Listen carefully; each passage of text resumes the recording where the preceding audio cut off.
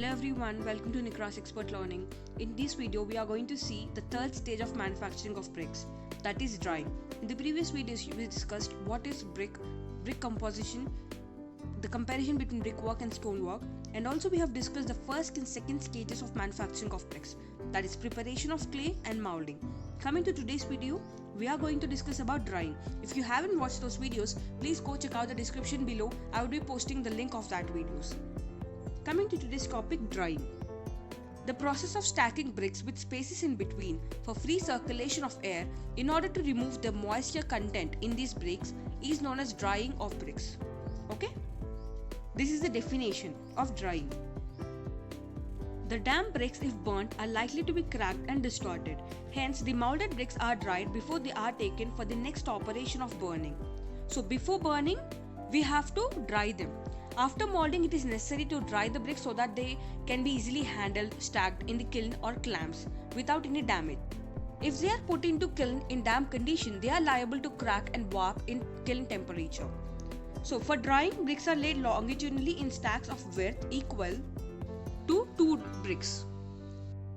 The bricks should be allowed to dry till they become latter hard or bone dry with moisture content of about 20% or so. So till that condition, we would be allowing the bricks to dry. The important facts to be remembered in connection with the drying of bricks are as follows. So this is generally the classification of drying of bricks. So they are classified as artificial drying and natural drying. In the natural drying, it is nothing but the process of drying the bricks in open air is known as natural or open air drying. And whenever we are giving any artificial condition for it to dry, we are specifying that term as artificial drying. In natural drying, when the molded bricks become dry enough to be handled, they are laid on their edges on a raised and sanded ground. So these are allowed to dry further for 1 or 2 days until they become hard for stacking. The bricks are then arranged on their edges in rows in the form of stack. So gaps or spaces not less than 10 mm are provided between the bricks for free circulation of air. Okay, that is natural drying. Let us now see artificial drying. The bricks are generally dried by natural process, but when bricks are to be rapidly dried on large scale, the artificial drying may be adopted. In such case, the molded bricks are allowed to pass through special dryers, which are in the form of tunnels or hard channels or flows.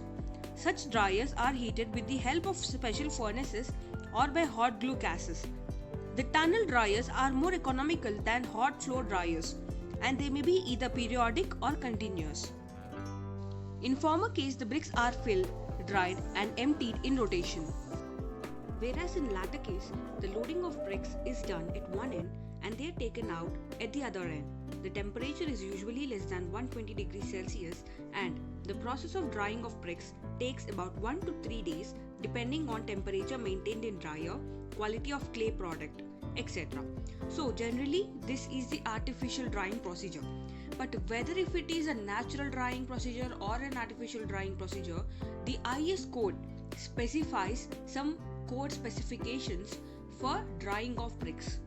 In the previous video, we discussed a part of this. But coming to main topic, that is IS code specifications for drying of bricks. We have 3 points in that. Coming to the first point, the molded bricks should be allowed to dry to an approximate moisture content of 5 to 7%. So whenever the limit of moisture in that brick is between 5 to 7%, between 5 and 7%, till that limit we have to dry the bricks. Okay, coming to the second point, as far as possible, the molded bricks shall be protected against rain and dampness until they are stacked inside the kiln. So until they are placed in kiln, we have to protect those bricks against rain and dampness. Coming to the third point, during conveyance to the kiln, the molded bricks shall be loaded and unloaded one at a time. So, bulk conveyance of bricks is to be avoided until they are burnt properly. Okay, coming to the next one, circulation of air. So here, the bricks are placed in stacks. So they should be arranged in such a way that sufficient air space is left between them for free circulation of air. So it is general procedure we adopt circulation of air, that is we will be allowing it inside the spaces between these bricks. Okay, we are circulating the air free circulation of air should be provided by sufficient space between these brick stacks. Okay, next we have drying yards. So for the drying process, special drying yards should be prepared. It should be slightly on a higher level and it is desirable to cover it with sand. Such an arrangement would prevent the accumulation of rainwater. So as there is a sloping edge on this side, the rainwater will not be stagnated at one point, they would be flowing. Okay, so here the accumulation of rainwater should be prevented. Let us now see period of drying. The time required by molded bricks to dry depend on prevailing weather conditions. Usually it takes about 3 to 10 days for bricks to become dry. So until and unless the bricks moisture content is between 5 and 7%, we have to keep them on drying. Okay, so generally this is 3 to 10 days. Okay, so depending upon the prevailing weather conditions, we will be deciding the period of drying. Coming to the next one, screens. It should be seen that bricks are not directly exposed to the wind or sun for drying. Suitable screens, if necessary, may be provided to avoid such situations. So, direct exposure to the wind and sun may damage the brick in some cases. So in that case, we can just go for the screens.